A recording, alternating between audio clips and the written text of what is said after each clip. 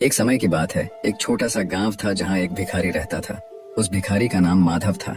माधव रोज सुबह उठकर गांव के अलग अलग हिस्सों में भीख मांगने जाया करता था। उसका जीवन भिक्षा पर ही निर्भर था। गांव के लोग भी उसे पहचानते थे और कुछ न कुछ उसे दे दिया करते थे।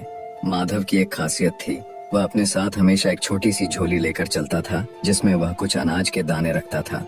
ऐसा वह इसलिए करता था क्योंकि इतने वर्षों में उसने एक बात समझी थी, अगर कोई उसकी झोली में कुछ न देखे तो उसे भीख देने में हिचकिचाते थे। अगर उसकी झोली में कुछ पहले से ही दिखे तो लोग उसे और भीख दे देते थे। ये उसकी भीख मांगने की चालाकी थी। एक दिन वह सुबह जल्दी उठकर अपने काम पर निकल पड़ा।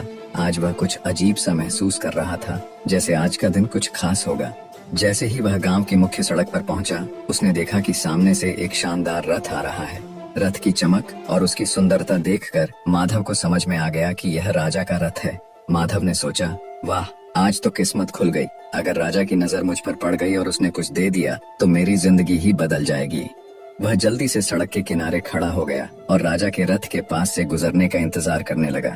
जैसे ही रथ उसके पास पहुंचा, कुछ अजीब हुआ।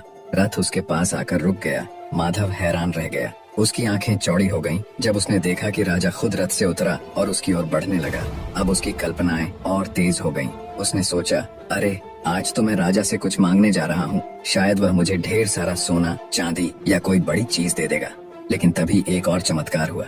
राजा ने अपनी झोली उठाई और उसे माधव के सामने फैला दी।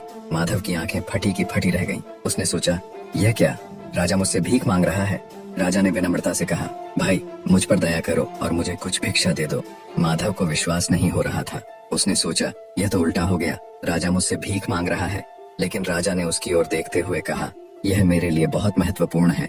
हमारे राज्य पर एक संकट आ रहा है और राज ज्योतिषियों ने कहा है कि अगर मैं इस संकट से बचना चाहता हूँ तो मुझे पहले व्यक्ति से भीख मांगनी होगी जिसे मैं आज सुबह देखूं, और तुम वह व्यक्ति हो।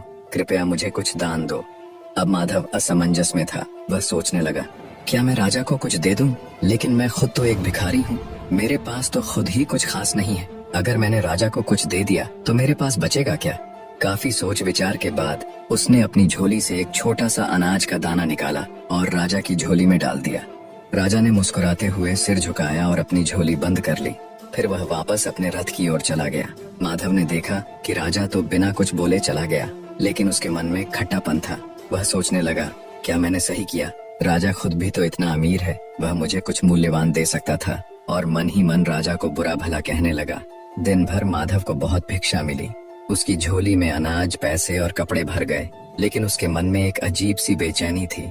उसे राजा से मिलने का मौका मिला था और उसने उस मौके को व्यर्थ जाने दिया। शाम को जब वह घर पहुंचा, उसकी पत्नी ने उसकी ओर देखा और बोली, आज तो तुम्हारा नाम पूरे गांव में फैल गया है। लोग कह रहे हैं कि राजा ने तुमसे भीख मांगी। वाह, तुम कितने महान हो। लेकिन माधव को खुशी नहीं हुई।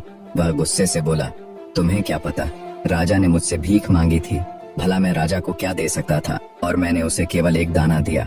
अगर मैंने उसे ज्यादा दिया होता तो शायद मेरा और नाम होता।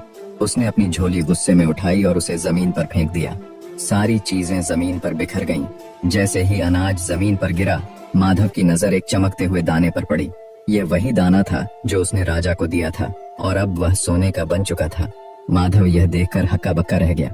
वह सोचने लगा, अगर मैंने राजा को सिर्फ एक दाना देकर सोने का दाना पाया है, तो अगर मैंने उसे ज्यादा दिया होता तो मेरा पूरा जीवन बदल सकता था। वह जमीन पर बैठ गया और रोने लगा। वह समझ चुका था कि उसने अपनी लालच के कारण एक बड़ा मौका खो दिया। यह कहानी एक बहुत महत्वपूर्ण सीख देती है। हमें अवसरों को पहचान कर बिना स्वार्थ के दान देना चाहिए। माधव की गलती यह थी कि उसने लालच और डर के कारण अपने पास मौजूद चीजों को बांटने से परहेज किया। अगर वह दिल खोलकर राजा को दान देता तो उसे बहुत बड़ा लाभ मिल सकता था।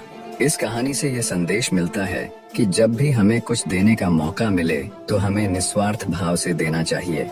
यही दान हमें जीवन में असली सफलता और खुशी दिलाता है।